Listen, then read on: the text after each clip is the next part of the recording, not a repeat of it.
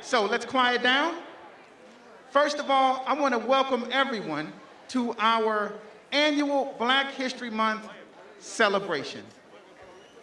It took a whole lot of work to put this together, and I'm just so very pleased that you are in for one heck of a show. As you may or may not know, I am Mr. Shabazz. I will be hosting this evening or afternoon, and this is Ms. Jones, our producer. Hello, everybody. Good afternoon, everybody. Oh, that wasn't good enough for me. Good afternoon, everybody. Okay, before I say what I need to say, can the person at the brown doors please shut the brown doors? Thank you. All right, welcome. We have an exciting show for you this afternoon. We are glad that you are here. Please get seated because we literally are getting ready to start as we speak. We love you guys. And Mr. Shabazz, I'm going to turn it back to you. Thank you. All right, so we have two very special themes this evening that you will be witnessing. The Association for the Study of African American Life and History has designated this Black Health and Wellness Month. So that is going to be our central theme, and our keynote speaker, Dr. Pepper from New York University, will be speaking to that. And of course, we are celebrating the Black arts aesthetic, and you are in, like I said, for one heck of a show. So get ready and enjoy. It's a celebration.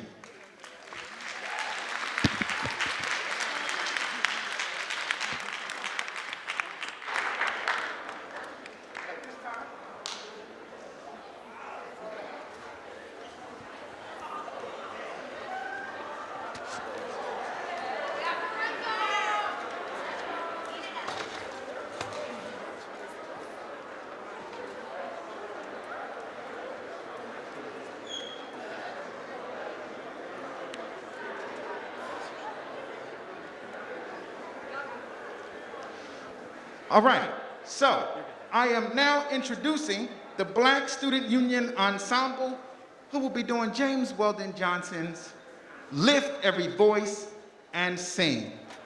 Enjoy.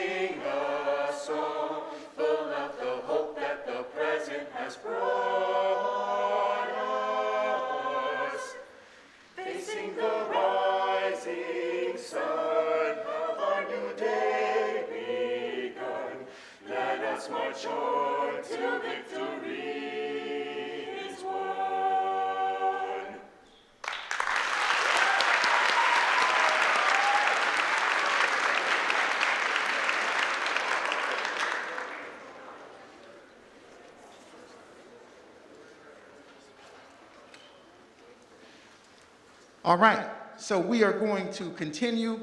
Again, we have Amaya Covington, our director, Terenzo Hicks, Amani Benitez, Nakia Bowe, Alexander Benitez, Lanaya Williamson, Brianna Paynes, Kareem Baltaju, and Maurice Hodge. They are now going to be doing two spirituals, Wade in the Water and Swing Low, Sweet Chariot. Spirituals are a way of connecting to the many enslaved Africans who lived and died outside the record of history, whose lives were silenced by injustice and brutality. And although we cannot know what these enslaved Africans thought, traces of their experiences and of their souls are found within the sounds and words of these spirituals. I bring to you the Black Student Union Ensemble.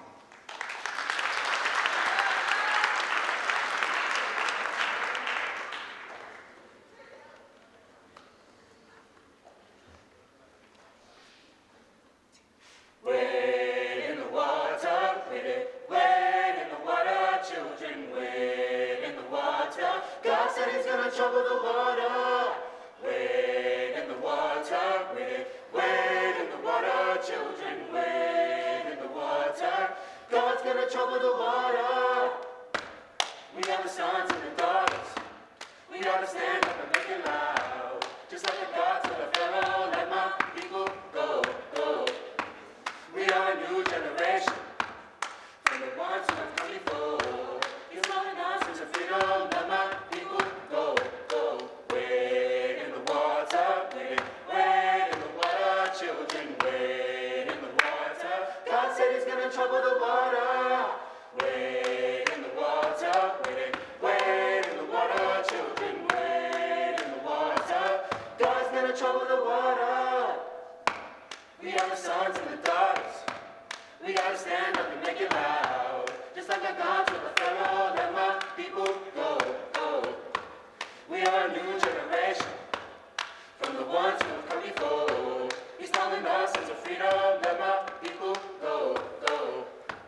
We know the shine, no go shame. It be a papa go away, you make the heavens. If you know, say you know my trouble, let my people go, go. The blood, sweat, and the tears that we gathered through the years. If you don't say you know what trouble, let my people go, go. Wade in the water, wade in the water, children, wade in the water. God said he's gonna trouble the water. Wade in the water, wade in the water, children, wade in the water. God's gonna trouble the water.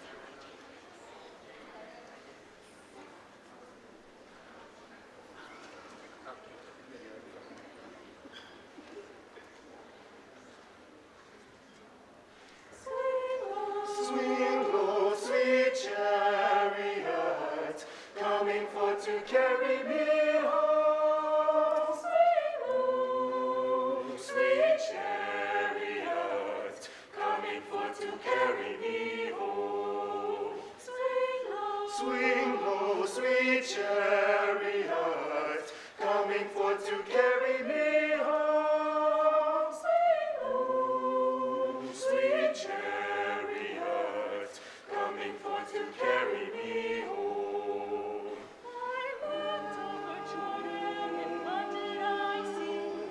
Coming for to carry me home. And angels coming after me. Coming for to carry me home. Swing low, sweet chariot. Coming for to carry me home. Swing low, sweet chariot. Coming for to carry me home. If you coming for to carry me home. Tell all my friends coming for to carry me home. Swing low, sweet chariot, coming for to carry me home. Swing low, sweet chariot, coming for to carry me home. Coming for to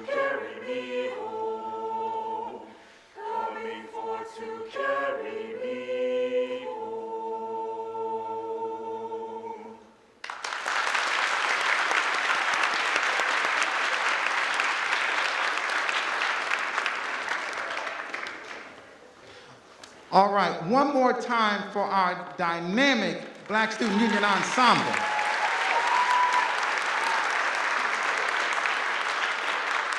We're going to keep this dynamic celebration of African American history and culture moving right along. Next up, we have our beloved orchestra, who will be performing North Star to Freedom. And of course, we have Miss Veronica Jackson directing. Enjoy.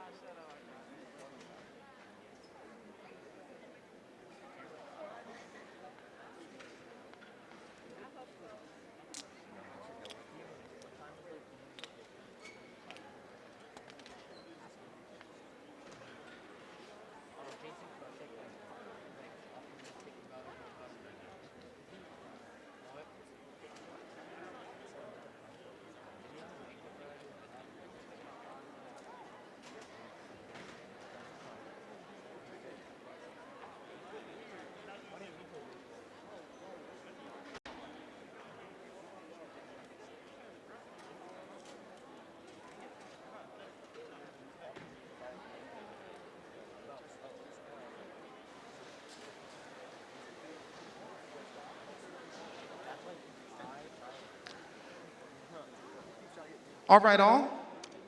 Let's give another warm round of applause for our dynamic orchestra doing North Star to Freedom.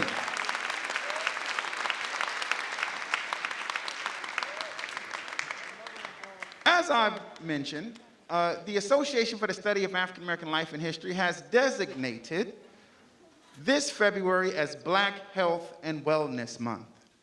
I am so very pleased to invite our keynote speaker to the stage. Dr. Pepra is the Director of Implementation Science for Global Health and Implementing Sustainable Evidence-Based Interventions through Engagement at the New York University School of Global Public Health. He has extensive experience developing a portfolio of funded research that addresses the burden of both infectious and non-communicable diseases by utilizing methods that promote the uptake of evidence-based interventions into routine clinical practice and community settings. He is really making a difference at the global level, and in his previous position, he worked with the National Institutes of Health, and he led and managed HIV/AIDS programs and a $10 million portfolio as part of the National Heart, Lung, and Blood Institute's Transomics for Precision Medicine program. Without further ado, I want to bring to the stage Dr. Emmanuel Pepra. Go Mom.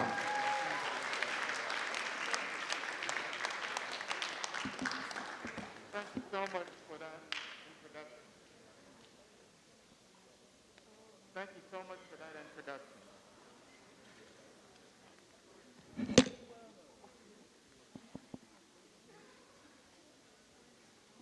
Thank you. All right, everybody can hear me now. All right, thank you so much for that introduction. So I really want to thank the enormous efforts of everybody in front of the stage and behind the stage for putting together such a tremendous program. And I am very excited to be here to talk a little bit about my work. So in terms of what research I'm going to talk about today, I'm going to first talk a little bit about just the layout of my presentation. I'm going to give an introduction of myself and the work that we do. Then I'm going to talk about how the pandemic has significantly impacted communities of color, talk about the current data on the pandemic, talk about some of the structural elements, including racism, that impacts health and well-being, and how that has contributed significantly to mortality. Talk a little bit about achievements in 3 charts, and then close out about how we can really combat some of these issues in which COVID-19 has occurred in and has impacted communities in the United States of America. So first of all, a little bit about myself. So I am a product of an HBCU. So everybody's familiar with Howard University right down the street. I have, of course, Howard University, somebody said. I think everybody's familiar with Howard, right? So I am a product of Meharry Medical College, which is, of course, in Nashville, Tennessee. Meharry Medical College awarded my PhD in 2006. So, of course, Meharry has a mission to award PhDs to African Americans, and not only African Americans, but basically almost anybody. It also awards MDs and dentistry degrees. So that's where I got my passion for, of course, underserved communities.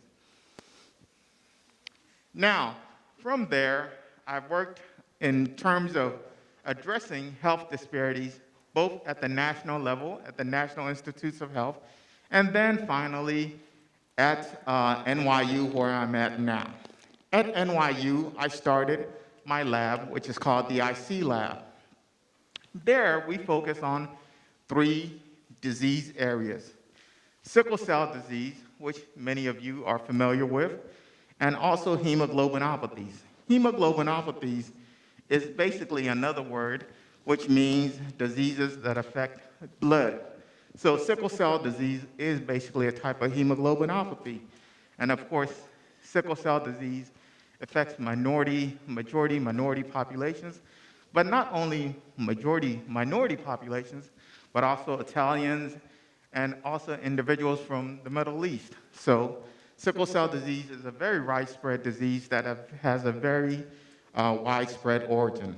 We also address maternal health, specifically obstetric hemorrhage.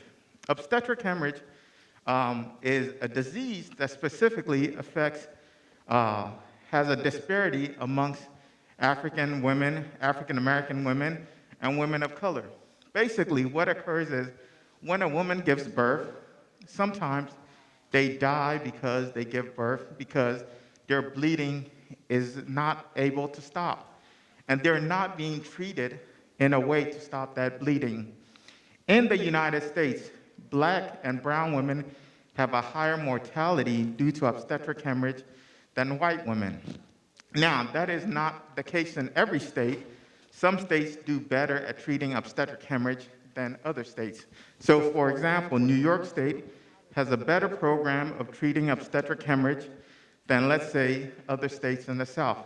So this is what we talk about in terms of health disparities around the country. And next, HIV/AIDS. So there's a burden in terms of Black and white in terms of HIV/AIDS.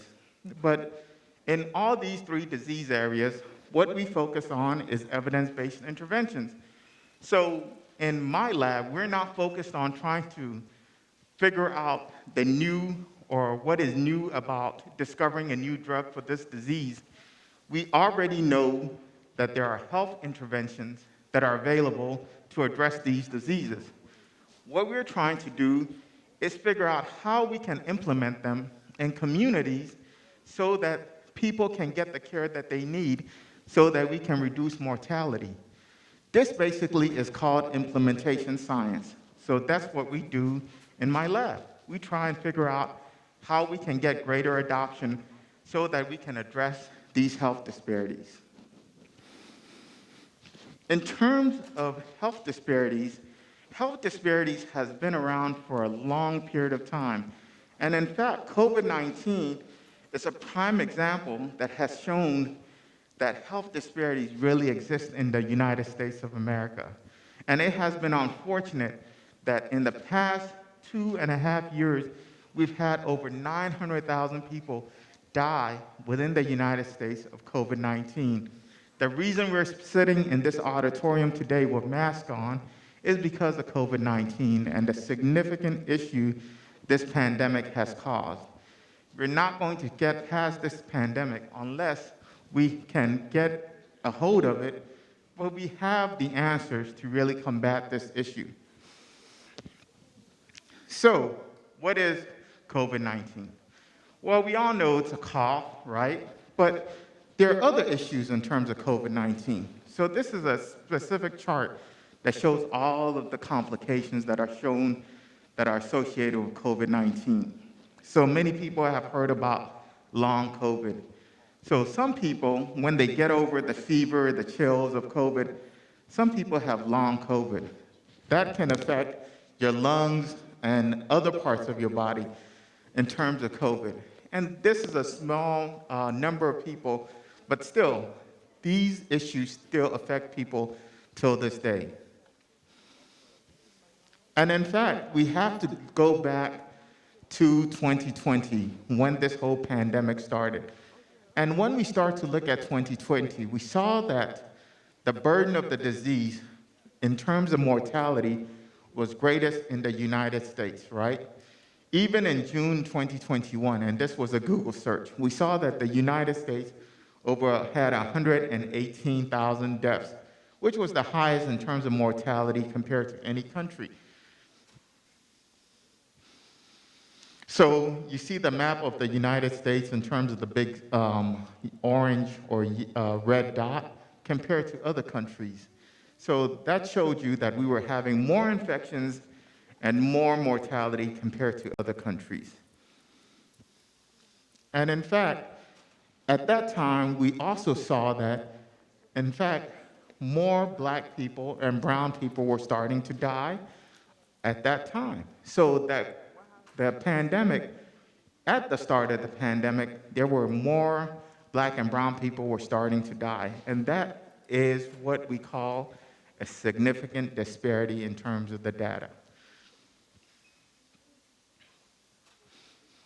So this data in and of itself is from the CDC.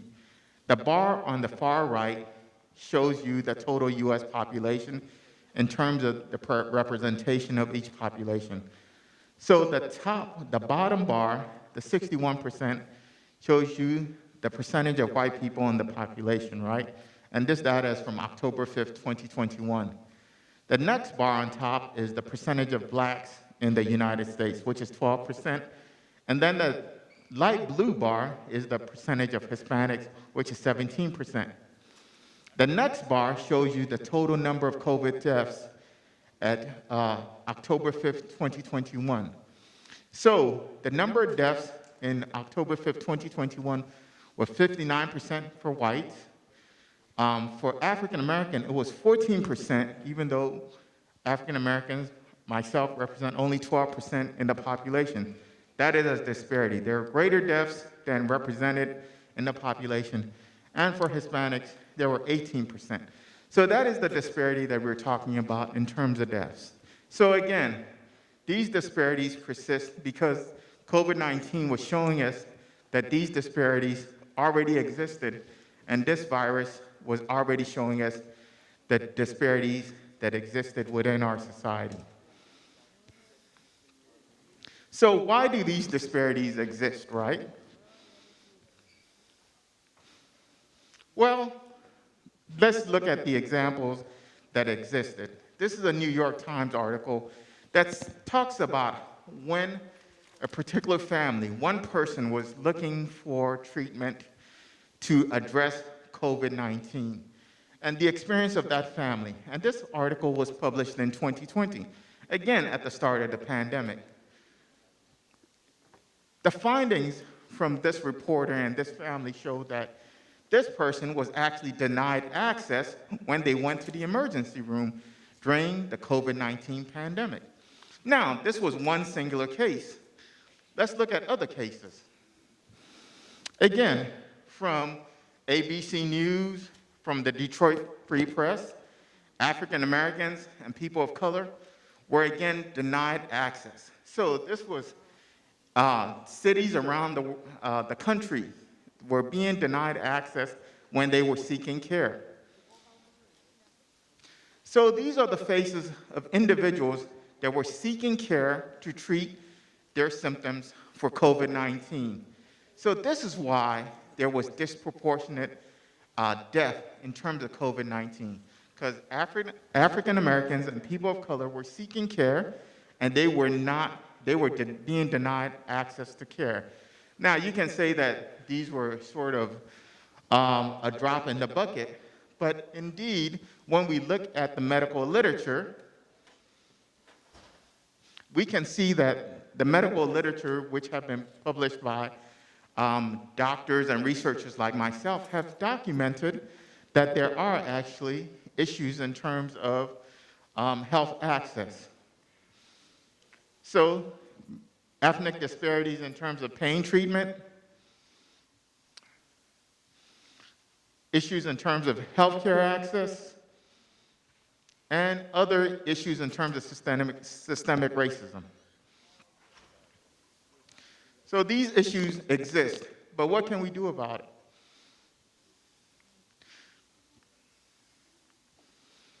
But in terms of thinking about all of these issues, there are also bright spots in the data that shows that, indeed, in terms of other issues, there has been achievements in terms of unemployment rates, reductions in poverty, and also college admittance. But what we can do about it is that we have to understand that we do not have to, number one, believe the hype in terms of what is out there in social media, right? We have to understand that healthcare access is a right, and it is a human right. We can always intervene in terms of public health. It is up to you to make sure that these disparities do not exist anymore. I've documented that these disparities exist, but in terms of public health, we can do a lot to combat this. There are ways that we can serve in terms of public health at the national, international, state, and local level. Your state has a health department. This city has a health department. You can take up arms in terms of having a career in public health to address these disparities. There are solutions out there in terms of addressing health disparities based on this paper and other papers. So, in conclusion, even though COVID-19 has shown that there are significant disparities that exist, there are solutions out there. And we can all work together in terms of addressing these issues. So I think that we have to really think about what are the next things. So we do have the answers to address these issues. But I'm going to leave you with this final quote. I think this is the most important quote, that if you think about it, a lot of people are waiting for the next Martin Luther King or the next Mahatma Gandhi. But these folks are gone.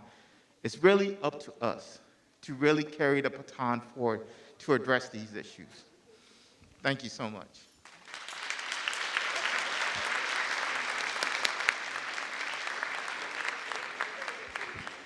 All right, one more time for Dr. Pepper from New York University.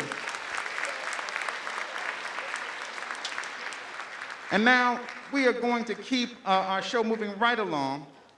So we know that it is only possible to render well in art what one understands thoroughly. So you're going to see an example of that right now with our poetry section.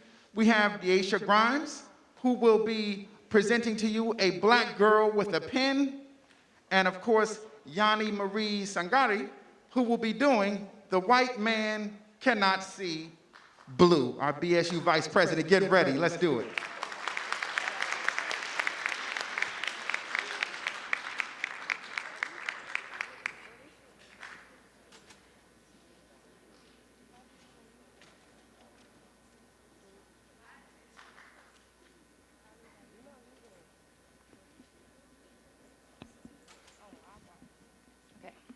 Black is beautiful, black is strong. Black deserves power, so we fight for the better. Equality, freedom.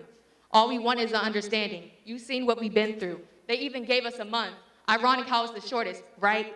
They want to silence this black voice, but I won't let them. I am the future. I share how I feel and I care less about what you say. My ancestors waited for people like this to come one day. I strive for the better. A smart black girl they hate to see. But being that black girl, you get a, can I touch your hair? Are those extensions? No afro? Oh, you speak white? No, I am proper. Oh, you're angry? Yes, I am. I'm angry at the fact that I can walk around being me and get sexualized by a man for wearing something baggy or fitting. I'm mad at the fact that I can't wear something in the comfort of my own home. I'm angry that you get the persona that black people are aggressive. I'm angry at the fact that because I speak properly, you find me less intimidating than my people. I'm an acceptable black girl to you. Yes, I am angry. Stop asking if I'm angry. I'm angry having to worry about if my father, my son, or my future son is safe to walk around having a bag of chips in his hands, getting shot from a police profile because no one will care. Yes, I'm angry that the fact that police brutality is heavy on the blacks, but we're not going to get into that, right? Yes, I am angry at times are still the same, but still yet not the same. A start of the same life over and over. A life started off with Jim Crow laws. Yes, I am mad. I will always bust my ass harder and harder simply because I am a black woman. My brother will too because he's a black man. Don't ask me if I'm mad. I am mad. Mad because if my name isn't Brittany or Ella, I won't get the job because I don't fit the job description. Yes, I am mad, but I am black. Black is beautiful. Black is my skin, and I'm happy to be within. That's why I decided to pick up this pen. Nothing is more powerful than a woman with a pen.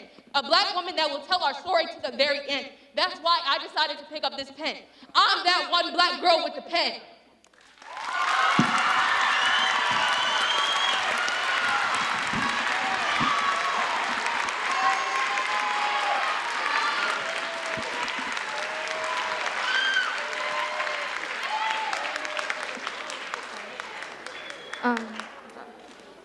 So this is called The White Man Cannot See Blue. The transatlantic voyage in which our black bodies the hottest commodity through the whole world, it seems, were brought to form this strange identity, had blood in the deep, dark salt water. But do not forget, as our drowned, free souls stain the ocean, that the white man cannot see blue. The wide fields of white cotton, like clouds in blue Virginia skies, they wrote their Declaration of Independence and signed it in black pen. When all men were created equal, it would have been hypocrisy had they known that we were there, standing, living, breathing, dying. But do not forget that sorrow stains the skin, and the white man cannot see blue. The war came and went, and Lincoln wrote his proclamation, and from the 264th year came the 265th. They reconstructed our blood into wine, sold it to anyone but us, put us back in grape fields to pick their budding generational wealth into fruition. They grabbed their long beige ropes and began to tie them in thick branches in the trees we grew. There were those who wrote their work who are published under white names, those who sing songs celebrated, and those who are unknown to the pale hands of American history. Penniless, not forgetting, the white man could not see blue. Then there was music after another war where we went to fight a fight that was not for our freedom. Then there was music, and we made it. It floated from the deep, dark south of snarling white men with their ocean blue eyes who could not see their own reflections. And the railway tracks we laid on this land, a land not ours nor theirs, brought us to the north where they, the champions of red, drew lines in unhoused blood to segregate us in the blossoming, exploding ghettos. Here the Negro was credited with authorship. Here the Negro was once again the finest commodity, dressed now in gold and black and even sometimes purple. But Langston Hughes knew it well then too, that the white man could not see blue. Then John F. Kennedy saw the buses in deep dark gray. He heard the screaming mother's trauma somewhere deep in him. He saw peace in brown eyes. He saw them asking for a peace, and this he could relent. He signed a bill, and it changed everything and nothing all at once. But do not forget, he would swear if you asked him back then. Police officers, too, wore yellow because no matter what they may tell you, the white man cannot see blue. Then we saw the sea burning. Then we raised our fists instead of our signs, our pencils to paper. We scripted what we were owed. Our parents were alive for this. The failure of true liberation was the lack of the word liberation. The law was written for white men, and the exceptions kept growing more visible, while the underbelly of America's sinister golden retriever was yearning and screaming and now taking more than they could have imagined. The white man didn't like that, so they burnt and bombed the revolution. The whole time, with fires burning in California, the white man doused them in black oil and gray smoke, for the white man cannot see blue. Now, as I sit here writing this, the white man is wearing his colorblind glasses like liberals like to when they feel like it. 12 minutes away in Washington, there were people ready to kill over a man who has seen the world in tar black and pearly white. He cannot see blue. The police officers were all suited in gray, and they could not see blue. We are still dying in these streets, and our blood is running red, and that is what made the white liberals' colorblind glasses so vibrant. Don't let him fool you. Still, the white man cannot see blue. But we can. We are the sea. We are the deserts and the jungles of the homeland. We are the communities they burnt. We are the enslaved peoples who survived the ships. We are the breaths of culture, of art, of music, of poetry, of revolution. We are the remainders of Fred Hampton, poisoned in his sleep. We are the disciples of the new language of liberation that took the character of English and made it dance to dialect. We are the rejection, we are the blossoming, we are the rebirth, we are the creation, and we are the years of history, the rivers that are running like our veins, black melanin and black blood into your deep eyes, that you see blue in all of its vibrance and all of its darkest and lightest shades. We see the blue uniforms that are disguised as protection for the lies they tell. Then they see the helmets that are for the global north that is not our indigenous home. We see the renaissance that burns through like the gentrification office. They call other names. The way that this land and this capitalism is not ours. It's not for us. We see unity and survival. So the white man cannot see blue, but we can. Thank you. Just come out with me. All right. Let's give it up for both of our poetesses again. Thank you.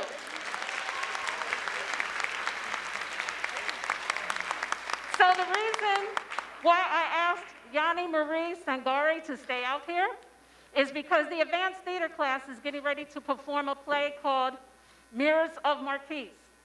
And so I talked to Yanni. She came in one lunch and learn, and she was asking me about the play that was performed at 10 o'clock. And I said, Yanni, I got some ideas in my head, but I really don't have a play yet for the advanced theater class. I said, Yanni, will you write me a play? That was a Thursday. Yanni said, I will have it done for you, Miss Jones, by Sunday, and Sunday she did. So there is a trigger warning to start this play. There is a fire siren from a bullhorn. But I want to give kudos to Yanni Marie for writing this play you are getting ready to see. Thank you.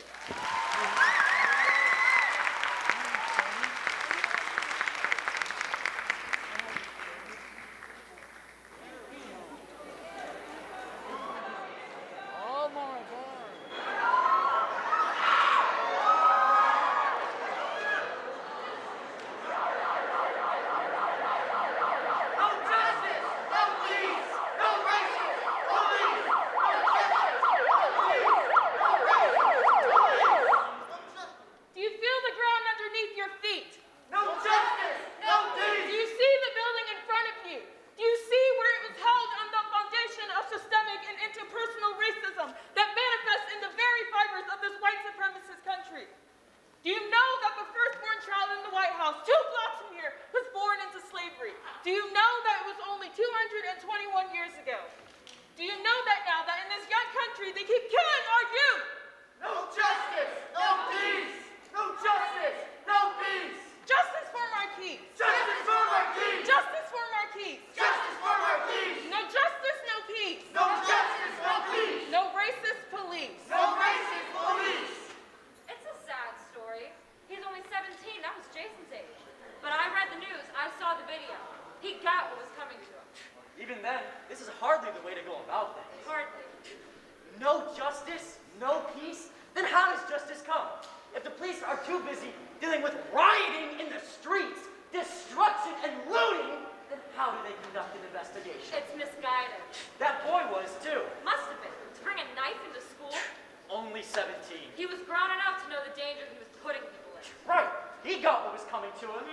It's sad, but it's true.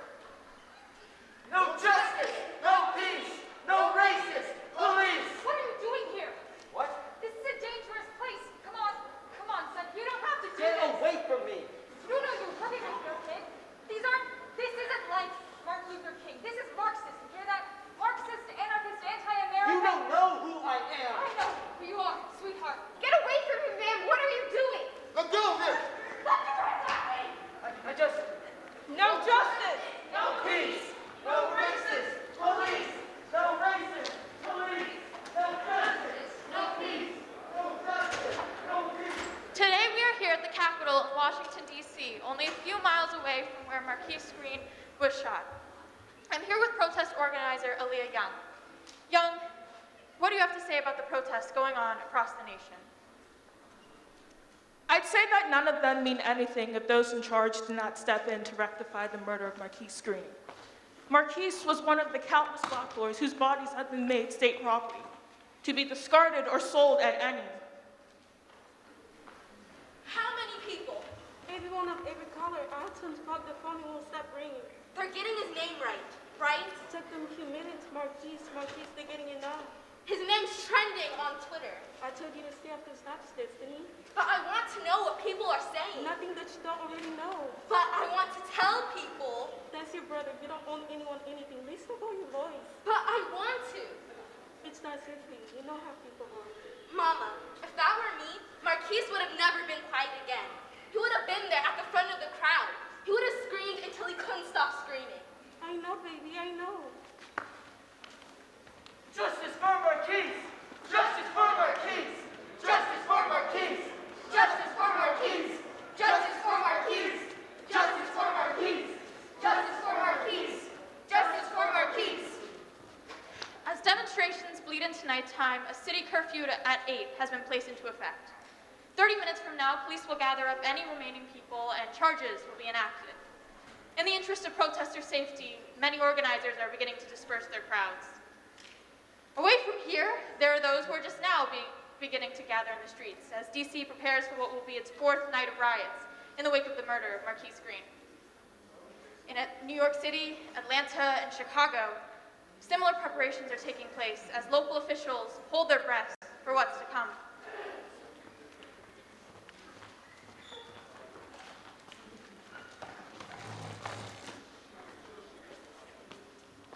How was it? I had a metro there and back. No parking. Someone spat on me on the ride. Did you see your classmates there? Yeah. None of them made eye contact. I'm sorry, Elias. I want to stay tomorrow, Stay? past curfew. I want to see what they're doing there. The windows are all boarded up. In the daytime, people come to yell things and feel good about themselves, but in the nighttime, there are gunshots. People are battered. And if you see the stories that people post, I mean, You don't need to be a part of that. people are doing it. They are taking it. They're yelling ACAB, but they're doing it too, all right? They take it from the police. They're taking the power. And that's the worst part, Mom. No matter what happens, they still have the power. No matter what happens, he's still dead. And Elias. it's not right. None of it is. I need to see it, right? Because I see how they paint the nighttime. But the cops start the fires, Mom. I'm telling you, I see it. You know, a woman grabbed my wrist today, and she didn't know that he was my best friend. The police start the fires, and we put them out, and then they take photos that are framed like we're holding the matches. I need to be there. I need to see it. Elias. Get some sleep. You need to rest. Why don't you care? I do. But there are things we can't change, baby. There are things we can't risk for change, too. None of this is going to bring him back. But Go to bed, Eli. Go to bed.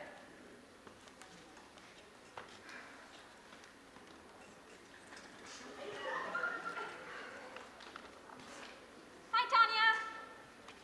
I hope you and your family are holding up and doing well. Elias just got home. Did you see him on TV? I've never seen that many people before. If not for the protests, I don't think he'd leave the house at all. How's Destiny? How are you? If you need anything, just let me know. This is so unimaginable. Sending blessings and prayers, Joni. Hi, Johnny. I'm holding on fine. Today's easier than yesterday. Yesterday was easier than the day before, and this morning was the hardest in the afternoon. I almost kept texting you to ask if Marquise was over at your house. I sometimes text Ellis too. We talk to each other at dinner, but the conversation always feels incomplete. She keeps asking me to go to DC. She keeps looking at the Twitter. I sometimes sit down and look at the news. And also I sit down and look at the sunset, but the colors are so dull. Hope Ellis gets better too. Thanks for the prayer. Best Tanya. I'm a mother of two. My son's name is Marquise Antonio Green. My son's name is Jason Ronald Carlson. I want the best for my son. I work hard for him to have a good life.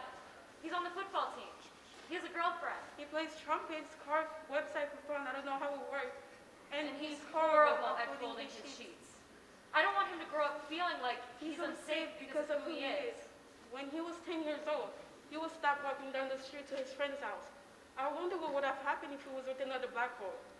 When he was 11 years old, some men stopped him and called him in. Not enough.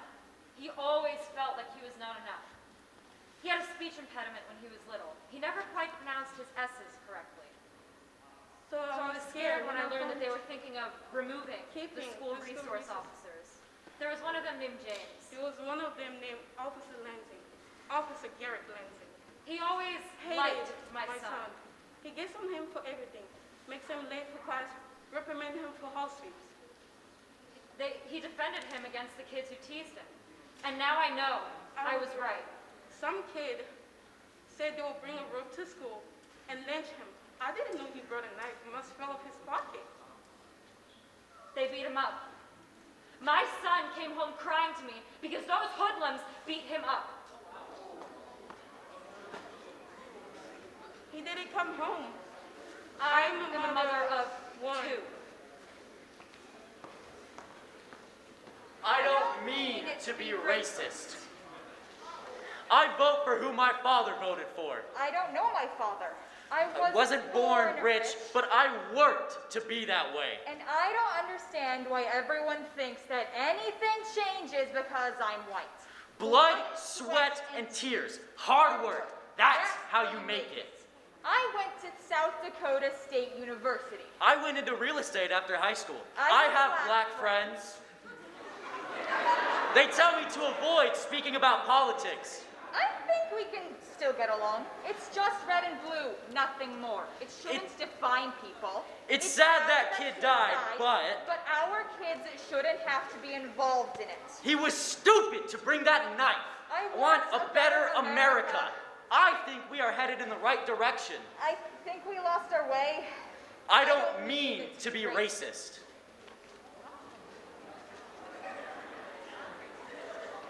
Malcolm X said that you can't separate peace from freedom because no one can be at peace unless he has his freedom. I don't feel much peace. The rage of blackness is festering through my soul. I am 22 years old. I go to Howard University right here in DC. I'm an activist. My brother is dead at the hands of white supremacy. I am 14 years old. I go to a public high school where a gunshot ended his life. I am in mourning. I wish I could take a break. I want to spend more time with my family. I want to see him smile again. I fear having children of my own. As a black woman, I feel like I carry the burden of the world. I had to delete all of my social media accounts. Half of the messages called me a slur. The other half called me a hero. I am 14 years old. I've been posting a different photo of a different black soul every single day. I have made more speeches than I can count. I am doing permanent damage to my vocal cords. I used to love to sing. But I'm too tired. But there's no one to finish the duet. I want to be an activist. But the wall is getting higher. But I want this to end too. I'm 17 years old. I'm in my senior year. I'm scared to grow up. My name's Marquise. My name is Elias. My best friend is white. We met at a coding competition. He was good. I was better, but he was good. We met at a coding competition. He looked friendly, and I thought his game was fun. We've been best friends since third grade. I remember walking home from school with him one day after school in 5th. A police officer stopped us for no reason. We didn't know why. We were so confused. I was so confused, so I asked my mom when I got home, and she didn't tell me anything. I told my mom that I got stopped walking with Elias. She showed me where to put my hand so that people didn't think I had a weapon on me. She told me that some people weren't going to like me because of the color of my skin. We live in a progressive place, but white people are white, no matter where you are. And I hated the school police officers. They target Marquise. They target all the black kids. That one was the worst. Officer Garrett Lindsay. He'd harass him in the hallway. He was a racist. He killed me. Kids were threatening him, making racist jokes. They went too far. Someone put a rope in my locker. I have a little sister who I drive home from school. I felt unsafe. I felt my family was unsafe. We live in a progressive place. And I died in it. I was 17 years old. Officer Garrett Lindsay is on administrative leave, but he's not in jail. My sister screamed and sobbed when she found out. I died in the hospital. My mother hasn't been into work since. Officer Garrett Lindsay is on administrative leave, but he is not in jail. They say that they couldn't find the kids who left the rope in my locker. And people are leaving flowers now, but everyone remembers what things were like before. Everyone remembers. Even if they don't say it. Officer Garrett Lindsay is on administrative leave, but he is not in jail. Nobody knows how to talk to me anymore. I sat alone at lunch. I feel the hatred. I feel the fire. I miss my best friend. I miss you, Marquise. Officer Garrett Lindsay is on administrative leave, but he is not in jail. People come up to me and they ask me what he was like. I ask them why they didn't do it when he was alive. Sometimes on the news, people will post a picture of him playing the trumpet or at a coding competition, you know, and I wonder what his death would have meant to them if he hadn't been the person who he was when he was alive. Some people call him a hoodlum. Some people call him a hero.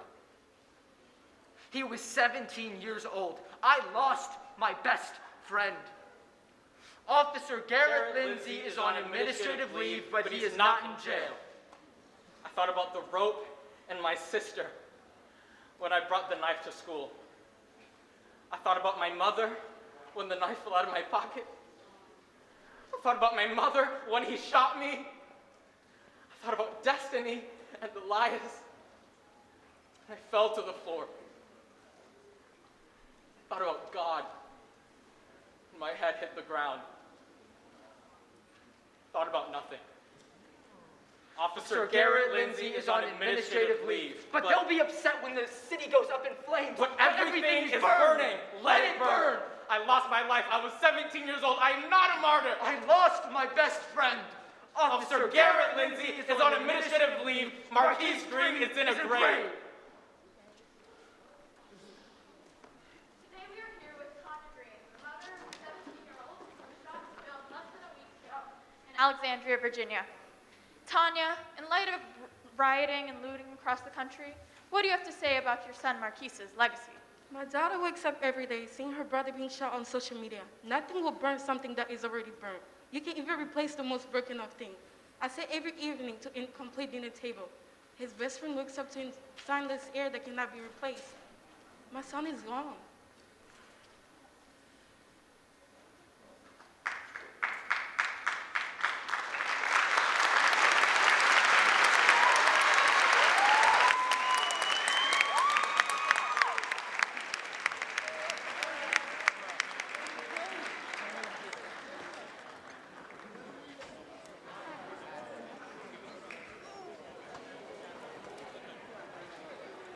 One, two? All right. We are going to keep this moving because we need a complete show tape for broadcast, so we understand that the bell may ring, but we're going to continue the show, so stream out quietly. Next up, we're going to bring out Terenzo Ricks, who will introduce our cultural influence dancers. Terenzo. Thank you, Mr. Shabazz. At this time, in this part of the show, we are going to have our cultural influence dancers. But before we do that, please give it up for their wonderful choreographer, Madam President, Miss Miracle Gross, as well as their co-director, Miss Aaliyah Duncan.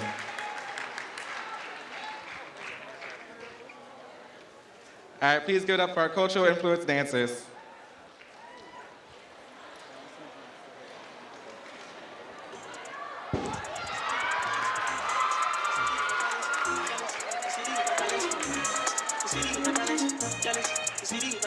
We won't waste no time. We wanna know about the girl them.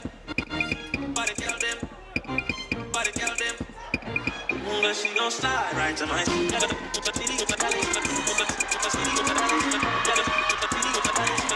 waste no time. I want she and she. And they love them so deep. I can't even speak to all of them. So I call her on the she gon' pick up on the first ring. We got her right around my damn finger. I could be wrong, but I feel like something good going on. Then it becomes so true. There ain't no other for me, it's only you. Every time I wanna be down. No matter time of day and night, it's gonna be down.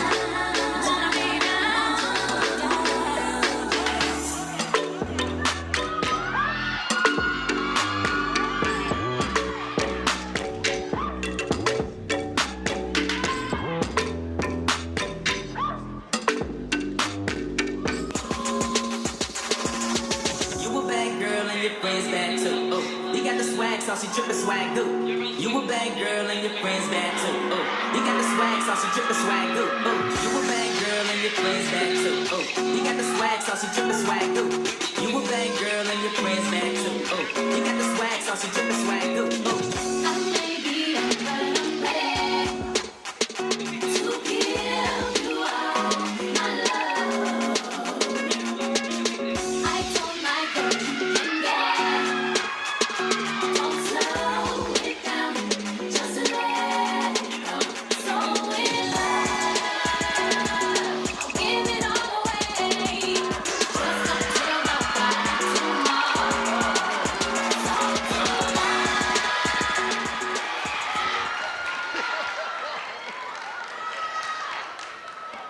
All right. We appreciate it. Mr. Shabazz, take us home. All right, so thank you so much, everyone, for coming out. I want to quickly give a closing address. We have to recognize those backstage. We have our stage manager, who's absolutely brilliant, Ella Brunigi. Our soundboard operator, Ilona Bohem O'Connor. Our spotlight operator, Kate Schneider. And our lights operator, Virginia Jones. Additional thanks to Ms. Hope Bachman, our guru behind the scenes, and our producer, Ms. Jones. Thank you, Mr. Shabazz. This has been wonderful. See you in 2023. That's right. Always remember, true peace is not merely the absence of tension, but the presence of justice. Until next year, bye-bye.